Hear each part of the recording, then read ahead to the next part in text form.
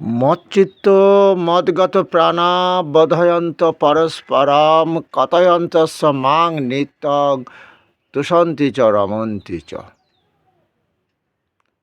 তেষাং সরতযুক্তানাং ভজতাং প্রীতিপূর্বকম দদমি বুদ্ধিযুগং তং জনমমুপর্যন্তি তে তেষামেবানুকম্পার্থ মহম জ্ঞানজং তম নাশায় আত্মভাবস্থ জ্ঞানদীপেন ভাস্বত। মজার কথা, আমার ভগবান বলছেন, যাহারা আমাকে মনে দিয়েছে, আমাকে পরম আপনজন ভাবে, যেমন ইহ জগতে আমার মা বাবার গুণকীর্তন করি, তো আমার মা খুব ভালো, আমার বাবা খুব ভালো, মা আমার জন্য বসে থাকে, যতই আমি দেরি করে ফিরি সেই মা আর আমি একসঙ্গে খাবো। আমার বাবা আমার কোনো কিছু অভাব রাখে না, নিজে কষ্ট করেও আমাকে সুখী করার চেষ্টা করে। এই যে যেমন গুণকীর্তন করি, তাই অর্জুন আমার ভক্তও আমাকে দেহ মন যারা সমর্পণ করে দিয়েছে, আমাকে আপন জন ভেবে ভজনা করছে, তারাও তো আমার জ্ঞানের কথা, এই গীতা ভাগবত জ্ঞানের কথা আমার ভক্তদের কাছে কি করে, ব্যাখ্যা করে করে তাদের বুঝিয়ে দেয়। এবং সে কখনো বলে না যে এটা আমি করছি। কেন?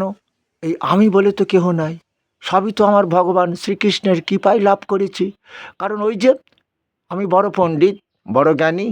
অর্জুন, তুমি যেমন বলছো আমি যুদ্ধ করতে পারবো না, যে আমি বলে তো কেউ নেই, যুদ্ধটা শিখিয়েছি আমি।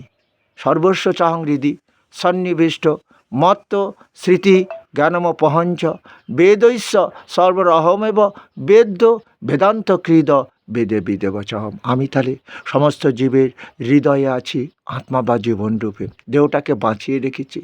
এই দেহ দিয়ে তোমরা মানুষ তো জ্ঞান দান করেছি, হুঁশ দিয়েছি, স্মৃতিশক্তি দিয়েছি, মেধা দিয়েছি, সেটা দিয়েছি তো। তাহলে তুমি আমার কৃপাতে বড় যোদ্ধা হয়েছ, তোমরা আমার কৃপাতে ডাক্তার হয়েছো, ইঞ্জিনিয়ার হয়েছো, সবই তো আমার কৃপাতে। হ্যাঁ, তাই ডাক্তারকে ডাকার আগে ডাকো আমাকে, এটা ভগবান বলেছিল। কারণ ওই যে ভগবান হাসছে, কেন হাসছে?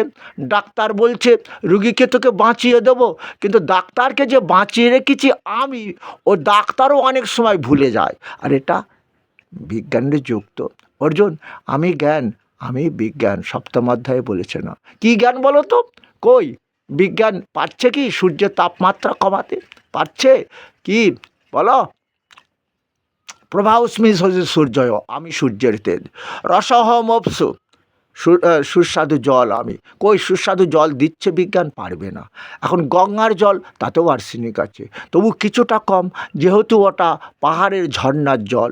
যেমন বিহার স্টেট ওদের ওখানে ওরা ঝর্ণার জলটা পায়, তাও ওদের হয়তো পেটের গণ্ডগোলটা বেশি কম, ওদের দেহটা একটু আমাদের থেকে মনে হয় একটু অঙ্ক, কারণ আমরা তো আর্সেনিক শেষ হয়ে গেছি।